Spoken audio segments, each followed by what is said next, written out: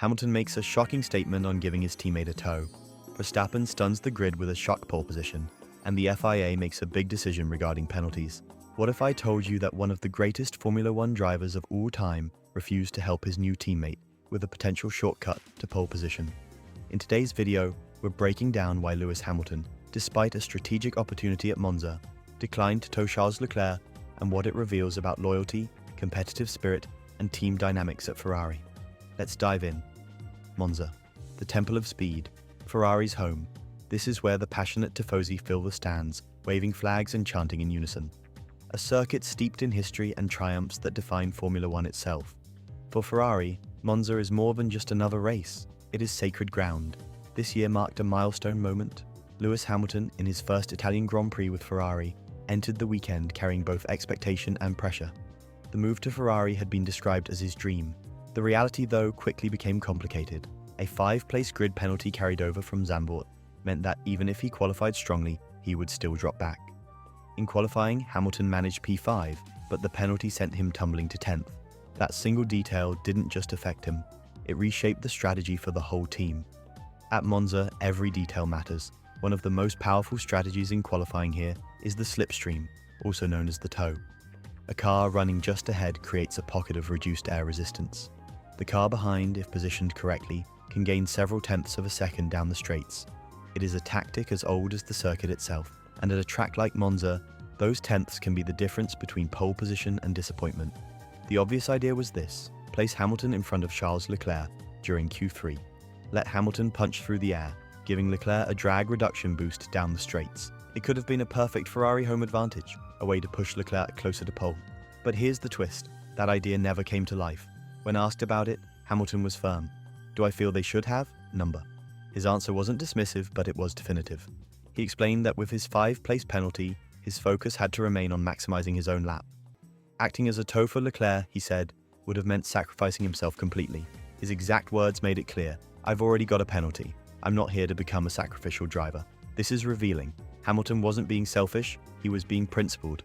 At his level, everything comes down to integrity and competition. Yes, he could have played the team game, but to him, the fair thing was to let each driver deliver their best lap on equal footing, to make it about talent, not tactics. Ferrari team principal Fred Vasseur also addressed the question, and interestingly, he backed the approach. He explained that even if they had wanted to use Hamilton as a tow, qualifying regulations make it extremely difficult to pull off. Rules about timing between safety car lines in Q3 complicate orchestrated slipstreams. The risk of it going wrong was too high. The team knew it, and they never seriously considered it. Charles Leclerc confirmed the same. He said the discussion never happened, and it was never on the table. That's crucial. It shows that Ferrari didn't enter Monza with hidden tactics. Both drivers were simply told to push on their own merits. But let's step back. Beyond strategy and technicalities, this moment was emotional. Ferrari is a team built on passion. Monza's their cathedral. Hamilton's refusal wasn't just about aerodynamics. It was about respect. Respect for the sport, respect for himself, and respect for the integrity of competition. By not towing Leclerc, Hamilton avoided being cast as a sacrificial lamb on Ferrari's biggest stage. Instead, he sent a message: performance must come from skill, not shortcuts. For Leclerc, it was also a lesson. If you want glory at Monza, you earn it. For Hamilton, it was a statement of self-worth. I came here to compete, not to compromise. Now let's think about what this means going forward. Hamilton's first season with Ferrari has been far from smooth. No podiums yet, penalties, missed opportunities. Meanwhile, rivals like McLaren and Verstappen continue to dominate headlines. Yet this moment at Monza could mark a turning point. It shows that Hamilton is not in Maranello for a farewell tour. He is here to fight.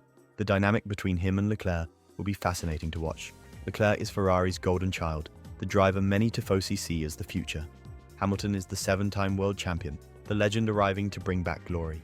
Their relationship will define Ferrari's future, and in moments like this, you see the building blocks: respect, competitiveness, and boundaries. What happened at Monza is bigger than one qualifying session. It is a glimpse into Ferrari's new culture, a culture where both drivers are given space to prove themselves, a culture where shortcuts are not taken at the cost of dignity. It may not deliver instant results, but in the long run, it could build the trust Ferrari needs to climb back to the top. So here's the question for you. Was Hamilton right to refuse the tow? Was it an act of courage and principle? Or was it a missed opportunity for teamwork on Ferrari's home turf? Let me know what you think in the comments below. I'd love to hear your take on how this decision will shape Ferrari's season. Monza, the temple of speed, a place where pressure crushes even the best. The 2025 Italian Grand Prix qualifying wasn't just another Saturday. It was record-breaking, dramatic, and full of heartbreak. What happened here will be remembered for a long time. The atmosphere was electric. Tens of thousands of tifosi filled the grandstands, dressed in Ferrari red, expecting magic from their team. But qualifying at Monza is unforgiving. With slipstreams, traffic, and the need for perfect timing, one mistake is all it takes. Ferrari wanted glory at home. McLaren were fighting to protect their championship lead, and Red Bull were desperate to prove they still rule the Temple of Speed. In the first quarter, chaos struck early. Drivers hunted for slipstreams, creating near misses and ruined laps. Track limits became a problem, and a big name dropped out, stunning the fans. Monza wasted no time in exposing weakness. Q2 was even tighter. 10 cars separated by just over half a second. The tension was brutal. Ferrari advanced, but Carlos Sainz only just scraped through, while Charles Leclerc fed off the energy of the home crowd. McLaren and Red Bull looked sharp, saving their best for the final shootout. Then came Q3. The stage was set for heroes. Max Verstappen delivered something extraordinary. A lap of pure precision and bravery, 1 minute 18.792 seconds. The fastest lap in Formula One history at Monza, with an average speed of over 264 kilometers per hour. Lando Norris had been on provisional pole, but Verstappen snatched it away by just 77 thousandths of a second, less than the blink of an eye. Norris was devastated. The tifosi roared in frustration. But Verstappen had made history. Oscar Piastri, the championship leader, put his McLaren third, only 1/10 and 900ths behind. Charles Leclerc placed fourth for Ferrari, pushing hard but falling short of the front row. Lewis Hamilton was fifth, but a 5-place penalty means he'll start 10th. Behind them came George Russell in 6th, rookie Kimi Antonelli with an impressive 7th, Gabriel Bortoleto a shock 8th, Fernando Alonso 9th, and Yuki Tsunoda completing the top 10. Outside the top 10, Oliver Behrman missed Q3 by just 13 thousandths of a second, while Carlos Sainz managed only 13th. For Ferrari fans, the dream of a front row lockout was gone. But this was about more than grid positions, it was about psychology. Ferrari at home, under the eyes of their loyal tifosi, failed to deliver pole. That hurts more than any lap time. For Verstappen, the message was clear. Not only is he fast, but he's willing to take away Ferrari's glory in their own backyard. That's intimidation. That's mental warfare. For McLaren, it's a mixed bag. Norris was so close to perfection, yet Verstappen stole it away. Piastri stayed calm and consistent, right there in the fight and still leading the championship. But being close is not the same as winning.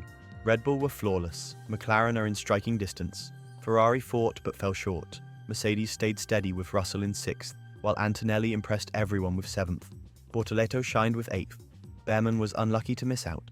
Alonso remains a fighter. Pole at Monza is powerful, but it doesn't guarantee victory. The long run to turn 1 is a battlefield. Verstappen knows he'll be hunted immediately. Norris and Piastri will throw everything at him into that first chicane. Leclerc has to be aggressive. The tifosi will not accept caution. Hamilton starting 10th is a wild card. Fired up by the crowd, he could carve through the field. Monza races are rarely straightforward. Safety cars, strategy calls, pit stop gambles, all can flip the order instantly.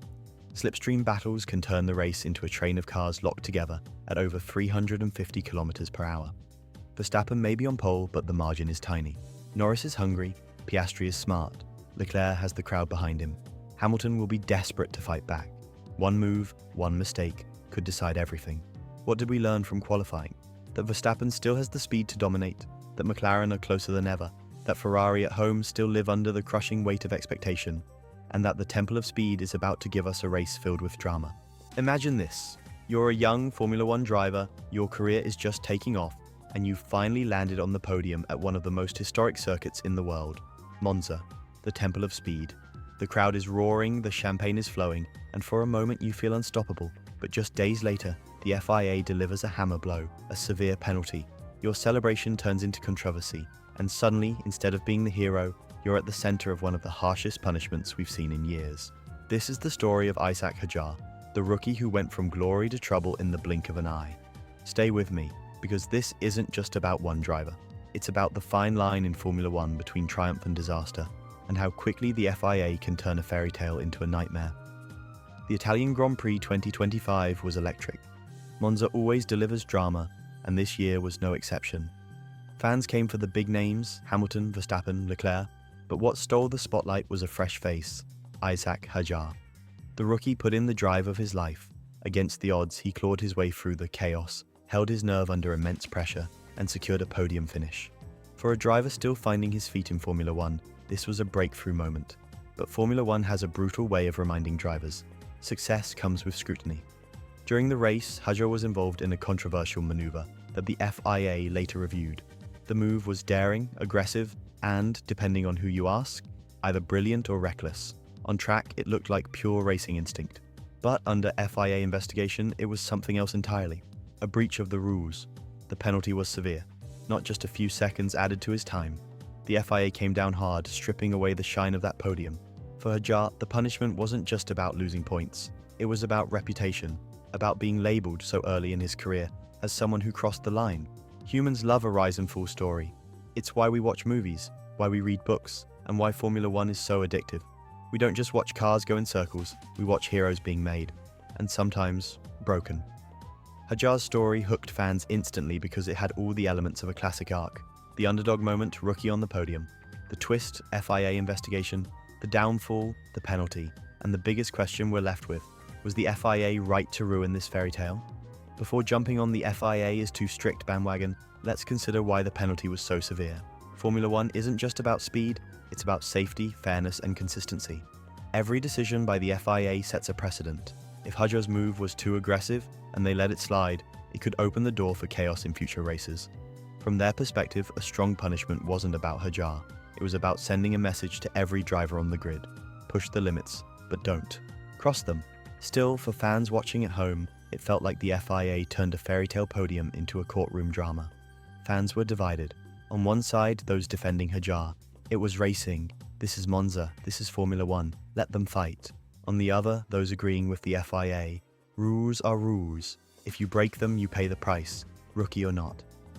The split in opinion is exactly what keeps F1 alive. Controversy fuels debate, debate fuels headlines, and headlines keep fans emotionally invested. And Hajar, he's right at the center of it all. What happens next for Isaac Hajar? For rookies, confidence is everything. One mistake can define you, one penalty can stick to your name like glue. But adversity also builds legends. Think about it. Senna, Schumacher, Hamilton, they all faced controversies early on. Those moments didn't break them, they shaped them. Will Hajar use this penalty as fuel to prove himself? Or will the weight of FIA scrutiny drag him down? The next few races will tell us everything. The story isn't just about the penalty, it's the timing. Formula One is in a new era. Rookie talent is breaking through faster than ever. The FIA is under more pressure than ever to maintain authority. Fans are more divided than ever over what real racing should look like. Hajar's penalty is more than a single event. It's a snapshot of the tension running through modern Formula One. The sport constantly balances two forces, the thrill of raw racing and the order of regulation. Monza 2025 reminded us just how fragile that balance really is. So, was the FIA right to hand Isaac Hajar such a severe penalty? Or did they rob fans of a true rookie fairy tale? That's the beauty and the pain of Formula One. Every race isn't just about speed, it's about stories. Stories of victory, of heartbreak, of controversy. Hajar may have lost a podium, but in a strange way, he gained something even more powerful. Attention. The world is now watching him. And sometimes that's more valuable than champagne on the podium. Because in Formula One, heroes aren't made in the easy moments. They're made when the odds, and the FIA, are against you. What do you think? Was the FIA too harsh, or was this the right call to protect the integrity of racing? Drop your thoughts in the comments below. I'll be reading every single one.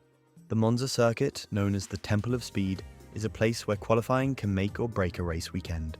In the opening segment of qualifying, George Russell opted for the medium Pirelli tyres, a choice that paid off as he topped Q1. This strategy was a bold move, setting the tone for what was to come. As qualifying progressed into Q3, Russell's team instructed him to use the soft tyres. However, Russell had a different plan in mind. Over the team radio, he expressed his surprise. He asked, "We've the softs on, is that right?" He then added, "I wanted mediums." This moment highlighted a miscommunication between Russell and the Mercedes pit wall. Russell had assumed that the plan was to continue with the medium tyres, given their performance in Q1. However, the team had prepared the softs, leading to the confusion. After qualifying 6th, Russell reflected on the situation. He admitted that the miscommunication was partly his fault for not making his preference for the medium tyres clearer. He explained, "I just thought, with the lap time I showed, I just presumed. I said after Q1 the medium feels great. We should consider it for Q3. And then I said, in the middle of Q2 after my first lap, I'd like to run the medium in Q3. And then I said, in the garage, are we sticking with the plan? And they said yes. Despite the mix-up, Russell acknowledged that both he and the team were to blame for not discussing the strategy more thoroughly.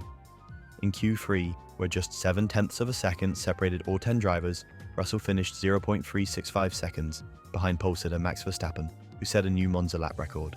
Russell's preference for the medium tyres was evident, as he felt more comfortable with them. He noted that his fastest lap in Q3 was only a slight improvement over his Q1 time on the medium tyres, indicating that the softs didn't provide the expected performance boost. This incident serves as a reminder of the importance of clear communication within a team, especially in high-pressure environments like Formula One. Russell's experience underscores the need for drivers and their teams to be aligned in their strategies and expectations. So, what do you think? Could the medium tyres have given Russell the edge he needed to challenge for pole position? Let us know your thoughts in the comments below. If you enjoyed this breakdown, don't forget to like, subscribe, and hit the bell icon for more F1 insights. Thanks for watching, and we'll see you in the next video.